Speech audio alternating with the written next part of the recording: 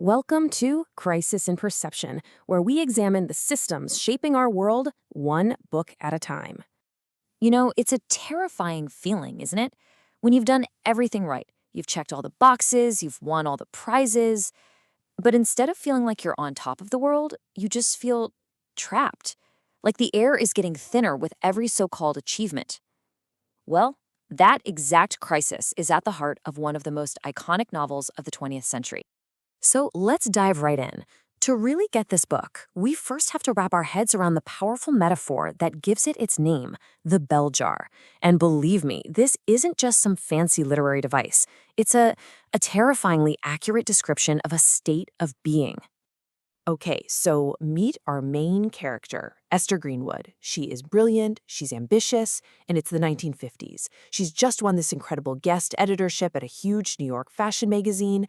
I mean, this is the absolute dream come true, right? But here's the thing. The more success she racks up, the more unreal her life starts to feel. The city, the parties, all these amazing opportunities, it's like they're happening to someone else, just flat, like a picture in a window. And that is the bell jar descending. It's this feeling of being completely sealed off from the rest of the world, like you're watching everything through this warped, invisible glass. You can see everybody else out there, breathing freely, living their lives, but you're trapped inside, just stewing in what the book so perfectly calls your own sour air. And what's so powerful about this quote is how Plath makes it crystal clear that this has nothing to do with where you are. It's a totally internal state. It doesn't matter if you're in Paris or Bangkok or on the deck of a ship, the bell jar comes right along with you. It's like a portable prison for your mind. And this is the book that finally gave that feeling a name. We're talking about Sylvia Plath's The Bell Jar. Fun fact, it was first published under a pseudonym. It pretty quickly became this rite of passage novel for generations. Kind of like a twin to Catcher in the Rye. It just perfectly captures that deep, profound alienation that can hide behind a life that looks, from the outside, absolutely perfect. But here's a crucial piece of the puzzle. Esther's feeling of being trapped, it's not just coming from inside her own head. Oh no. It is a direct response to the world she's living in. A world that seems to dangle this dizzying array of choices in front of her, only to snatch them all away. And to explain this, the novel uses another absolutely brilliant metaphor, the fig tree. So Esther imagines her life branching out in front of her, and on every single branch is a fat, ripe fig. And each fig represents a different, wonderful future. And it perfectly illustrates her paralysis.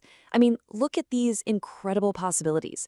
A husband in a happy home, being a famous poet, a brilliant professor, an amazing editor, traveling the world, having interesting lovers, but she is so terrified of picking just one fig because she knows all the others will wither and die that she can't choose at all. She just sits there, completely frozen, starving, while all those beautiful figs begin to rot and fall to the ground.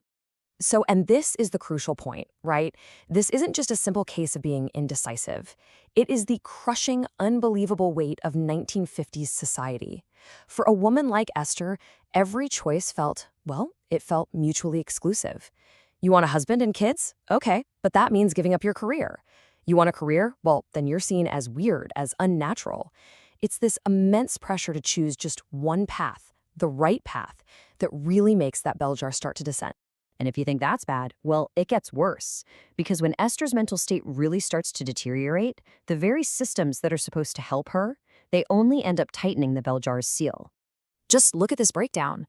The promise of medical care becomes the reality of a terrifying and botched electroshock treatment that just deepens her trauma. The promise of supportive relationships, like with her boyfriend Buddy Willard, turns out to be built on total hypocrisy. And career mentorship, instead of guidance from her editor JC, she gets judgment. She literally gets told, you'll never get anywhere like that. Every door that should be an exit just becomes another wall. Now, the novel doesn't give us any simple cure. There's no magical fix here. Instead, it portrays recovery as what it often is, a slow, agonizing, and ultimately incomplete process. Plath uses this incredible phrase, a painful agony of slow rebirth. It really gives you this sense that a part of you has to die for a new part to even be born. So, yes, the bell jar can be lifted, but the experience leaves scars. You are just never quite the same person you were before it came down. And that brings us to what is maybe the book's most haunting and honestly most important insight about mental illness and what recovery actually looks like. You see, even after treatment, even when Esther is getting ready to go back out into the world, there is no big, triumphant, happily ever after moment. The victory is conditional. The bell jar might be lifted, but it's never gone. It's just been put back on the shelf. And it's always there, right in her peripheral vision.